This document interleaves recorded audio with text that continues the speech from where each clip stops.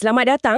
Okey, kita ada satu dokumen menarik hari ini. Tajuknya Blueprint 90 Hari PKS 2026.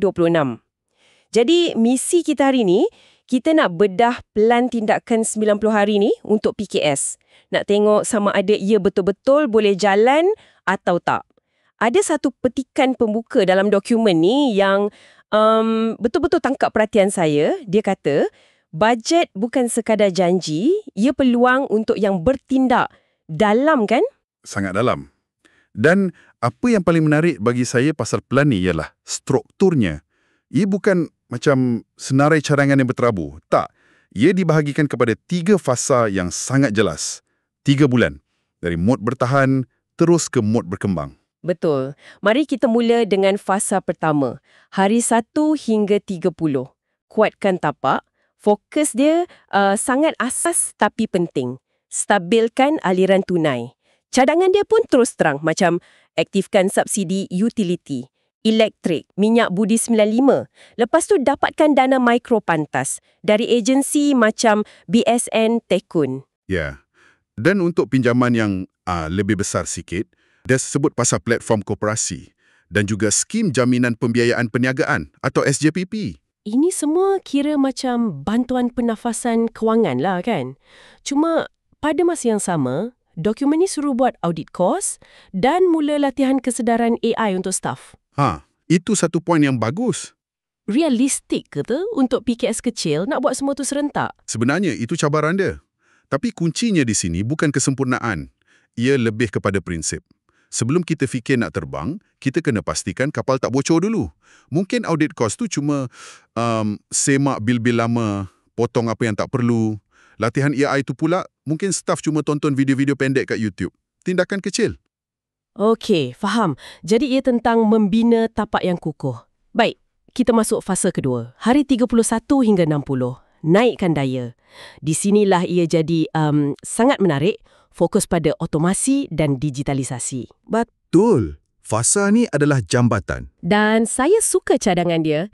Pilih satu je proses operasi untuk otomasi. Satu sahaja. Contohnya, chatbot pelanggan atau mungkin pengurusan stok. Tepat sekali. Ini untuk elak PKS dari jatuh dalam perangkap, iaitu beli perisian mahal-mahal tapi tak guna pun. Jadi gajah putih pula. Fasa ni juga sebut pasal geran pecutan digital Malaysia, potongan cukai untuk latihan AI dan yang paling penting, ia tekankan pembinaan dashboard kewangan mingguan. Dashboard kewangan. Terangkan sikit. Okey, bayangkan macam ni. Sebelum ni, kita buat keputusan bisnes berdasarkan gerak hati. Agak-agak aja. Dengan dashboard ni, tiba-tiba semua data di depan mata. Jualan harian, kos mingguan, ia macam kita dapat waste untuk bisnes kita. Boleh buat keputusan berdasarkan data, bukan lagi tekaan. Okey, jadi kita dah stabilkan tapak, kita dah naik taraf enjin sikit. Sekarang fasa terakhir, fasa ketiga, terobos pasaran. Hari 61 hingga 90. Ya, yang ini kemuncak strategi dia.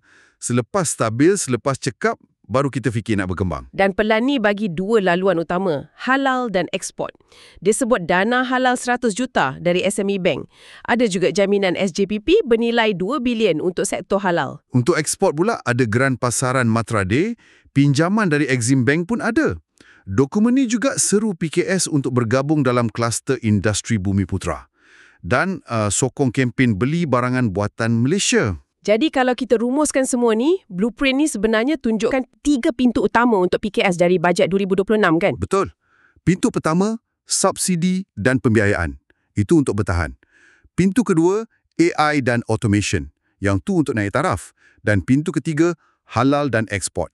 Itu untuk membesar. Jadi mesej utamanya? Mesejnya jelas. Usahawan kecil bukan lemah. Cuma mungkin mereka belum guna semua peluang yang ada.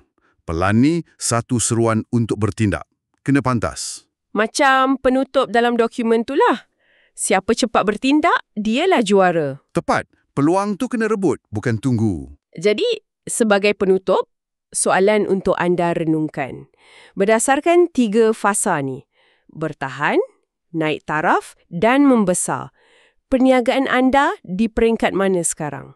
Dan apakah cuma satu tindakan